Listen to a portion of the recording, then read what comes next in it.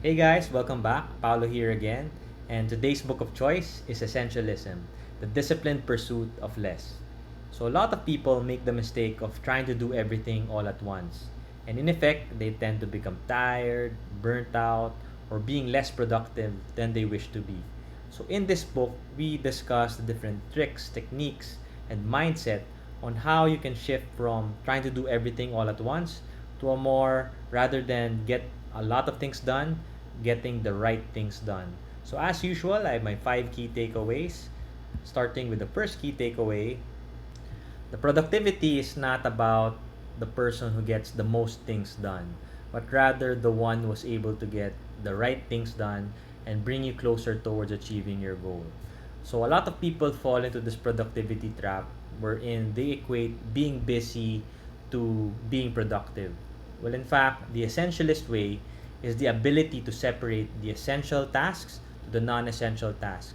By prioritizing the essential tasks, you are able to do more at a shorter span of time. So, before deciding to do any activity, exerting any effort, you must first ask yourself, are you investing in the right activities? Are these activities or effort that you're giving bringing you closer towards achieving your goal? What is that one decision that can actually help you make 1,000 other decisions easier?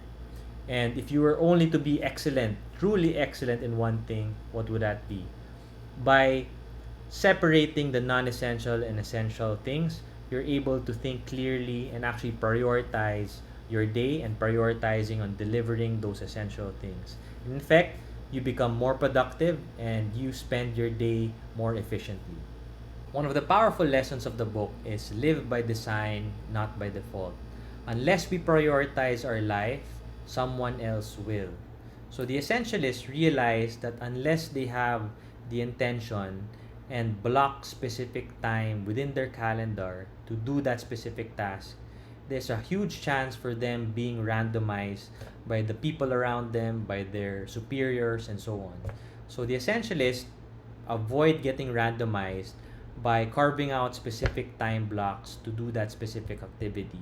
So, for example, if I have the intention to work out, I make sure that I pick a specific day and schedule and for how long I intend to work out.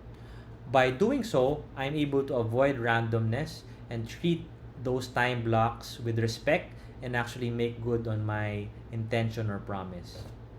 One of the biggest dilemmas that most people face on a daily basis is decision fatigue.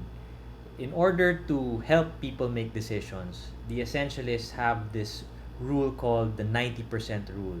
What it basically means is they score any decision in a scale of 1 to 100. If they score 90 and above, it means it's a definite yes, which means that they should pursue the project. If it's anything lower than that, it's an automatic no. It goes back to the principle of the essentialists focusing on what really moves the needle, on being clear on what they need to achieve or what they want to achieve, and only saying yes to those options that actually help them bring them closer to the goal. For example, if you're faced with the option to be involved in the project, before saying yes, you must first ask yourself, does this, on a scale of 1 to 100, will this actually help me reach my goal? If it's at least 90 out of 100, it's a definite yes, and if otherwise, it's a no, right? So this helps filter out the essential things versus the non-essential things. The power of a graceful no. So the non-essentialists are these people who say yes to each and every opportunity presented to them, while the essentialists are able to withhold their decision and take a step back to decide whether or not it's actually worthwhile for them to say yes or to be involved in activity, or would it be better for them to beg off and say no. By saying no more often, you're able to reallocate your energy, your resources to more essential tasks. So a lot of us have that pressure to say yes out of goodwill, but in fact, the essentialists have the habit of saying no first and taking a step back and determine whether or not it's actually worthwhile for them to participate or say yes to. To cap it all off, what is the difference of a non essentialist versus an essentialist? There are three things that really separate the two. The first one is how they think, right? So the non-essentialists think that they can be all to all people. They try to do everything all at once. They feel that everything is important. While the essentialists believe that less is actually better. They really believe that doing a few things that matter is more effective versus doing everything.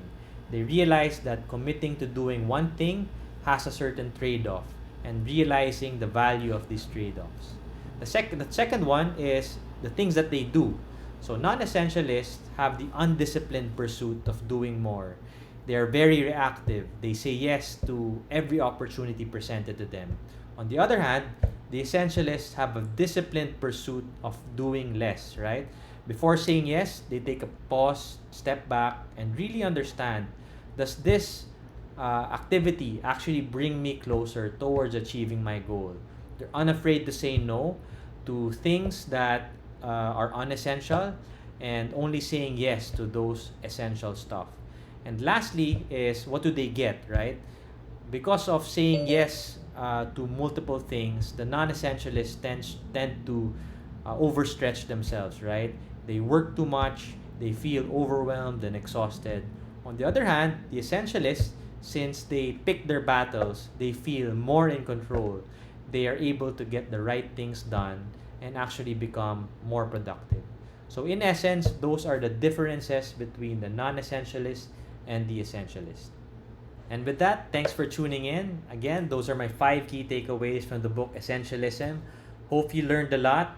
Hopefully you like my summary. If you do, go to youtube.com, search Paulo Balinas, and you could see several other summaries that I've done, business book, self-help book, marketing, and so on.